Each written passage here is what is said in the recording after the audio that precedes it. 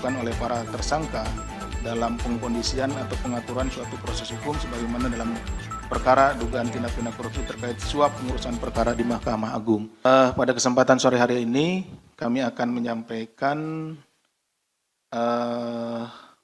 pointers terkait dengan penahanan tersangka dugaan tindak pidana korupsi terkait suap pengurusan perkara di Mahkamah Agung. Sebagai latar belakang ingin kami sampaikan karena ini prosesnya agak lain ya. Maksudnya itu ada proses jemput paksa khusus untuk yang ini. Jadi alasannya adalah tentu penegakan hukum itu sangat perlu karena Indonesia sebagai negara hukum dan tentunya penegakan hukum menjadi salah satu yang penting dan dalam rangka itulah kami melakukan upaya-upaya termasuk melakukan jemput paksa kepada tersangka karena yang bersangkutan tidak hadir ya. 2 kali pemanggilan tidak hadir, kemudian juga kita sudah coba cari beberapa waktu tidak ada, tapi alhamdulillah kemarin ya sore ya kita dapat informasi bahwa yang bersangkutan ada di suatu tempat dan tim segera ke tempat tersebut dan alhamdulillahnya ada. Kemudian dibawa ke sini.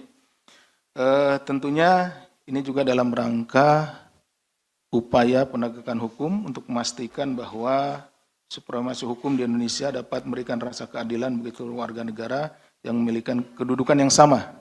Jangan sampai salah satu atau beberapa pihak kemudian tidak kita lakukan upaya paksa karena memang yang bersangkutan pergi atau tidak ada di tempat. Kita tetap berusaha untuk mendapatkannya. Kemudian perkara ini terkait dengan upaya atau tindakan-tindakan melawan hukum yang dilakukan oleh para tersangka dalam pengkondisian atau pengaturan suatu proses hukum sebagaimana dalam perkara dugaan tindak pidana korupsi terkait suap pengurusan perkara di Mahkamah Agung. Ini awalnya ya, seperti itu. Kemudian ketidakhadiran tersebut, seperti tadi telah disampaikan, itu setelah 2 kali ya kita panggil, kemudian kita lakukan penjemputan paksa. Adapun upaya penjemputan ya, penjemputan tersebut sebetulnya sudah beberapa minggu yang lalu gitu. Kita melakukan pencarian dan lain-lain. Nah, seperti itu. Tapi baru kemarin bisa kita laksanakan.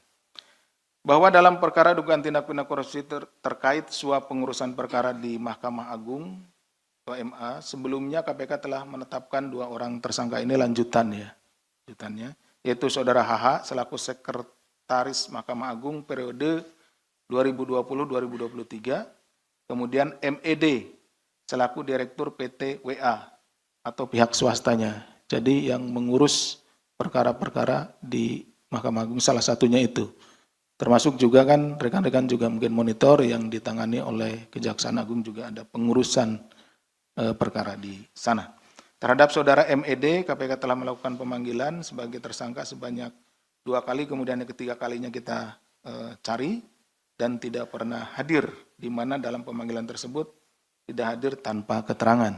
Ya, seperti tadi awal dijelaskan, yang bersangkutan dipanggil, alamat yang kita miliki, kemudian kita juga mencari informasi dari keluarganya, alamatnya, tapi tidak hadir tanpa keterangan yang jelas. Tentu kalau ada keterangan yang jelas, kita atau penyidik bisa memakluminya. Misalkan sakit atau hal lain ya, yang jelas gitu, seperti itu.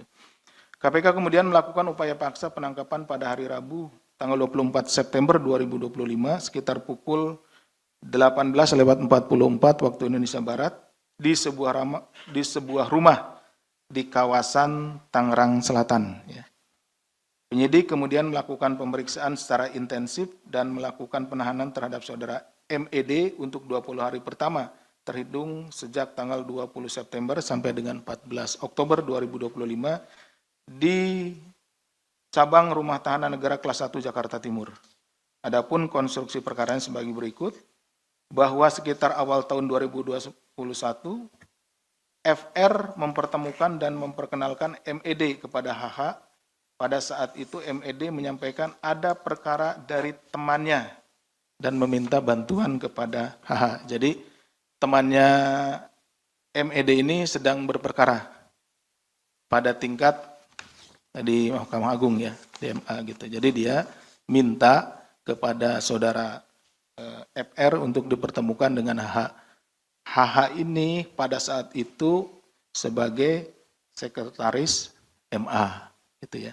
Jadi melalui pertemuan itulah saudara MED meminta bantuan supaya temannya ini dibantu gitu, sesuai keinginannya. Tentunya ya perkaranya pasti minta dibantuan, ya perkaranya ya supaya dimenangkan seperti itu kan ya. Setelah beberapa kali pertemuan di tempat umum gitu ya, HH kemudian menyampaikan apabila ingin membicarakan perkara jangan harusnya gitu, sebaiknya di tempat tertutup, jangan di tempat umum gitu, seperti itu. Dan lebih bagus lagi mencari tempat untuk posko. Nah, ini permintaan dari saudara HH kepada saudara MED.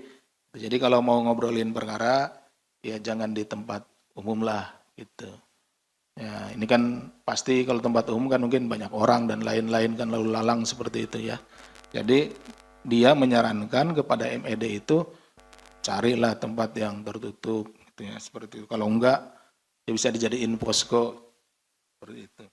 Hal tersebut kemudian ditindaklanjuti kan secara bertahap, yaitu berupa uang muka yang dibayarkan di awal pengurusan dan pelunasan apabila perkara tersebut berhasil dibantu pengurusannya oleh HH. Jadi kasih uang muka dulu, baru ditunggu nanti persidangannya setelah vonis ya, itu.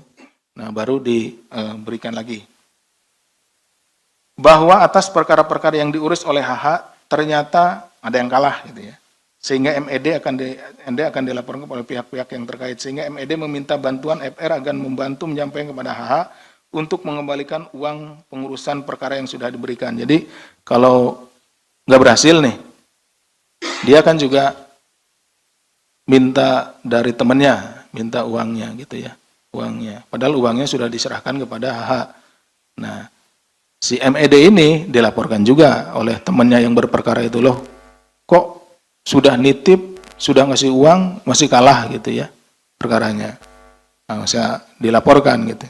Makanya dia nagih juga nih ke MED.